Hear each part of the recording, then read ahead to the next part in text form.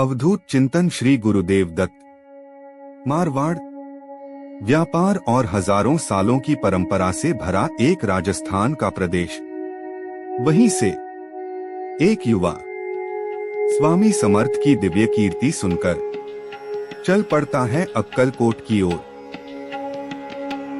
जैसे ही उसकी नजर स्वामी समर्थ की तेजस्वी मूर्ति पर पड़ी, उसके पांव थरथराने लगे, आंखों से आंसू छलक पड़े और कह पड़ा, ये कोई संत नहीं, ये स्वयं परब्रह्म है। वो नाचने लगा, मगर ये नृत्य आत्मा का था। वो खुशी थी जन्मों के पुनर्जन्म की। उसने उसी पल निर्णय ले लिया, अब सिर्फ इन चरणों की सेवा करनी है और कभी अक्कलकोट नहीं छोड़ना है। 3-4 साल बीत गए, मगर वो युवक घर नहीं लौटा।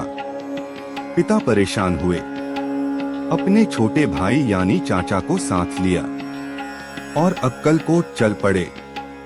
अक्कलकोट में चोप्पा से मिले और विनती की, मेरा बेटा सेवा में डूब गया है, उसे वापस लाना है, उसकी शादी करनी है, धंधा देखना है।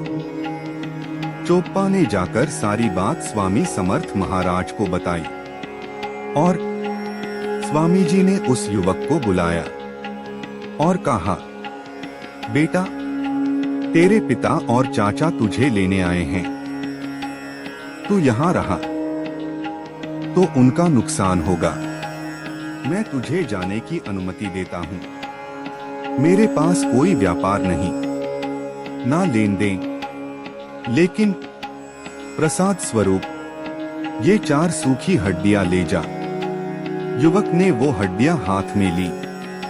पिता ने चौंक कर देखा और कहा, हड्डियां?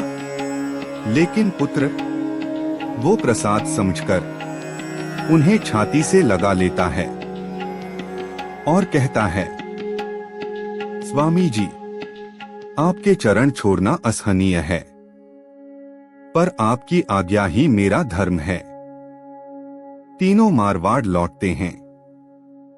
पिता कहते हैं, ये हड्डियों वाली पोटली बाहर रख दो।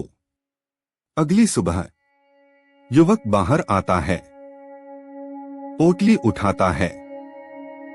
वो बहुत भारी लगती है। वो पोटली खोलता है और भीतर 4 सूखी हड्डियां नहीं थीं, बल्कि सोने की चमचमाती मुद्राएं थीं। स्वामी समर्थ ने अपने भक्त को भर भर कर प्रेम, विश्वास और आशीर्वाद दिया था। युवक की आंखों से आंसू बहते हैं। वो सारा सोना पिता को सौंप देता है और एक छोटी सी स्वर्ण मुद्रिका लेकर फिर निकल पड़ता है स्वामी चरणों की ओर। अक्कलकोट भिऊ नकोस मी तुझ्या पाठीशी आहे।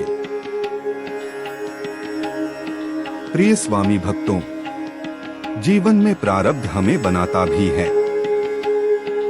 और तोड़ता भी है, लेकिन उपाय एक ही है, नामस्मरण। बस प्रभु का नाम हर परिस्थिति में, हर सांस में। नाम ही भाग्य बनाता है और समाधान भी देता है। स्वामी समर्थ महाराज की जय। ऐसे ही रोज स्वामी महाराज की लीला देखने और सुनने के लिए लाइक और चैनल को सब्सक्राइब करें और कमेंट में श्री स्वामी समर्थ लिखें। श्री स्वामी समर्थ।